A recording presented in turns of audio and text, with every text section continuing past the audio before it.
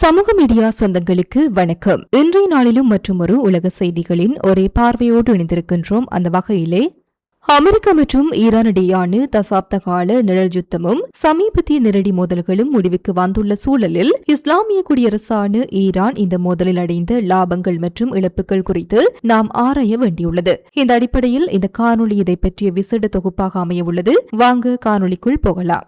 ஈரானின் வெளியுறவுக் கொள்கை மற்றும் ராணுவ கோட்பாடு என்பது 1979 ஆண்டின் இஸ்லாமிய புரட்சிக்கு பிறகு முற்றிலும் மாற்றியமைக்கப்பட்டது. அமெரிக்காவை பெரிய சாத்தான் என்றும் அதன் பிராந்திய கூட்டாளிகளை ஆக்கிரமிப்பாளர்களாகவும் ஈரான் வரையறுத்தது. அமெரிக்காவின் அதிநவீன ராணுவ பலம் மற்றும் பொருளாதார தடைகளுக்கு எதிராக ஈரான் நேரடியாக மோதாமல் அசிமெட்ரிக் வார்பேர் மற்றும் பிராக்சி வார்பேட் ஆகிய உத்திகளை கையாண்டது. தற்போது எட்டப்பட்டுள்ள ஒப்பந்தத்தின் பின்னணியில் பெரும் பொருளாதார நெருக்கடிகள் மற்றும் ராணுவ இழப்புகளுக்கு மத்தியிலும் ஈரான் சில மிக முக்கியமான மூலோபாய வெற்றிகளை பெற்றுள்ளது. ஒன்று, பிராந்திய தற்காப்பு மற்றும் எதிர்ப்பு அச்சு நிலைநிறுத்தம். பிராக்சி நெட்வொர்க் பாதுகாப்பு. லெபனானின் கிஸ்புல்லா, ஏமனின் கோதிகள், ஈராக்கின் ஹக்தல் ஷாபி மற்றும் சிரியாவின் அசாத் அரசு ஆகியவற்றுடனான ஈரானின் பிணைப்பு இந்த போரினால் அழியவில்லை. அமெரிக்காவின் கடுமையான அழுத்தங்களுக்கு மத்தியிலும் இந்த எதிர்ப்பு அச்சு நெட்வொர்க்கை ஈரான் வெற்றிகரமாக தக்க வைத்துக் கொண்டுள்ளது. உலகின் மிகப்பெரிய வல்லரசான அமெரிக்காவையும் அதன் நவீன ஆயுதங்களையும் எதிர்த்து தங்களின் அரசியல் அமைப்பை வீழ்த்தாமல் பாதுகாத்தது ஈரானின் மிகப்பெரிய தற்காப்பு வெற்றியாக பார்க்கப்படுகிறது. இரண்டாவது, சமச்சீரற்ற போர் முனையின் வெற்றி. ஈரான் தனது உள்நாட்டு ஏவுகணை மற்றும் மலிவு விலை ட்ரோன் தொழில்நுட்பத்தை இந்த போரின் மூலம் உலகிற்கு நிரூபித்தது. அமெரிக்காவின் $1 பில்லியன் மதிப்புள்ள வான் பாதுகாப்பு அமைப்புகளை ஈரானின் மலிவு விலை ட்ரோன்கள் ஊடுருவி காட்டியது ராணுவ சமநிலையை மாற்றி அமைத்தது.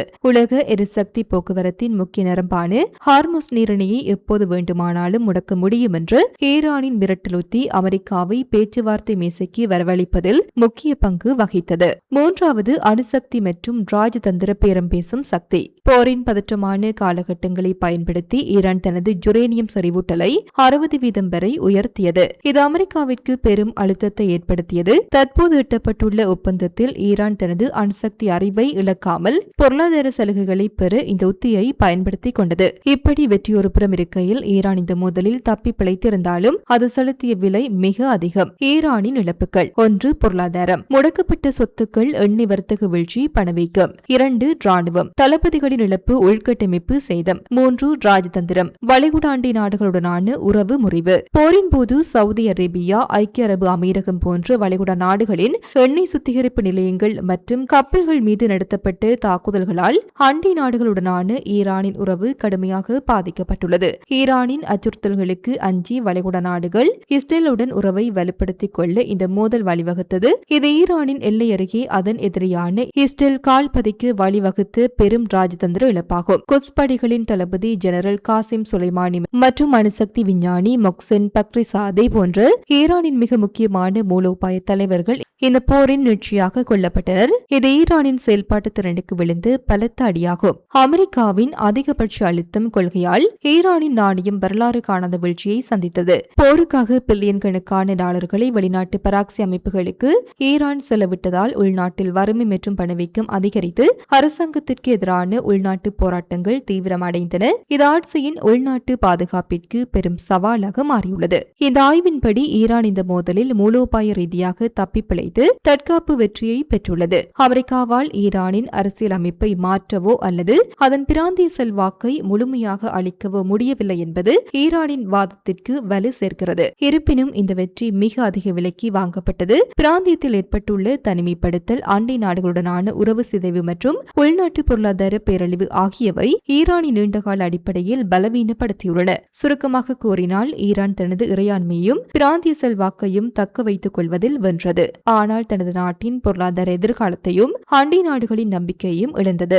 இதேவேளை அமெரிக்கா மற்றும் ஈரானிடையேயான வரலாற்று சிறப்புமிக்க அமைதி ஒப்பந்தம் சுவிட்சர்லாந்தில் வரவிருக்கும் வெள்ளிக்கிழமை அதிகாரப்பூர்வமாக கையெழுத்திடப்பட உள்ளது. வாஷிங்டனுக்கும் தெஹ்ரானுக்கும் இடையிலான பெரிய அளவிலான ராணுவ மோதலை முடிவுக்கு கொண்டு வருவது இந்த ஒப்பந்த வரைவில் 14 முக்கிய அம்சங்கள் இடம்பெற்றுள்ளதாக அல் அரபியா ஆங்கில ஊடகம் தெரிவித்துள்ளது. லெபனான் பிரதேசம் உட்பட அனைத்து முனைகளிலும் உடனடி, முழுமையான மற்றும் நிரந்தரமான போர் நிறுத்தம் அமல்படுத்தப்படும். இரு நாடுகளும் பரஸ்பர அச்சுறுத்தல்கள் அல்லது படை பலத்தை பயன்படுத்துவதை தவிர்க்க வேண்டும். ஒப்பந்தம் கையெழுத்தான 30 நாட்களுக்குள் ஈரான் மீதான கடற்படை முற்றுகையை விலக்கி கடல் போக்குவரத்தை போருக்கு முந்தைய நிலைக்கு அமெரிக்கா மீட்டெடுக்கும். பாரசீக வளைகுடாவிலிருந்து ஓமான் வளைகுடாவிற்கு வர்த்தக கப்பல்கள் பாதுகாப்பாக செல்வதை உறுதி செய்ய வேண்டும். கடலில் உள்ள கன்னிவெடிகளை அகற்ற வேண்டும். ஹார்முஸ் ஜலசந்தி ஏற்கனவே பொதுமக்கள் கப்பல்களுக்காக திறக்கப்பட்டு வருகிறது. ஒப்பந்தம் முடிந்து 30 நாட்களுக்குள் ஈரானியொட்டிய பிராந்தியங்களிலிருந்து அமெரிக்க பெண்டகன் தனது படைகளை திரும்பப் பெறும். ஈரானின் பொருளாதார மறுமலர்ச்சிக்காக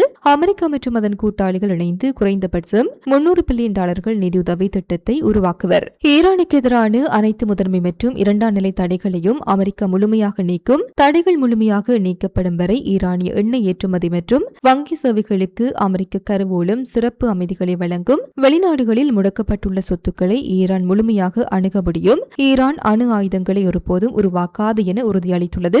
அதுவரை ஈரான் தனது அணுசக்தி தொழில்நுட்ப மேம்பாட்டை நிறுத்தி வைக்கும். பதிலுக்கு அமெரிக்கா புதிய தடைகளையோ அல்லது ராணுவ அதிகரிப்பையோ செய்யாது.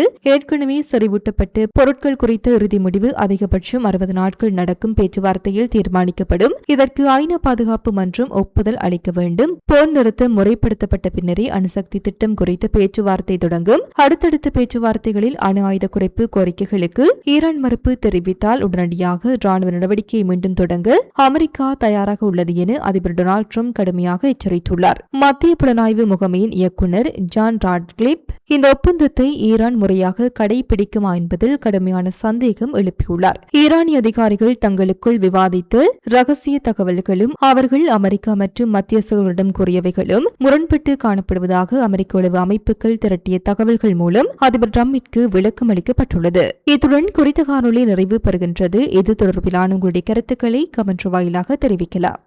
இது போன்ற பல செய்திகளை தெரிந்து கொள்ள நம்முடைய சமூக மீடியா யூடியூப் சேனலை சப்ஸ்கிரைப் செய்து அருகில் உள்ள பெல் பட்டனை கிளிக் செய்யுங்கள். மேலும் செய்திகளை உடனுக்குடன் தெரிந்து கொள்ள சமூகமீடியா.com என்ற இணையதளத்தின் வாயிலாக எங்களுடன் இணைந்திருங்கள்.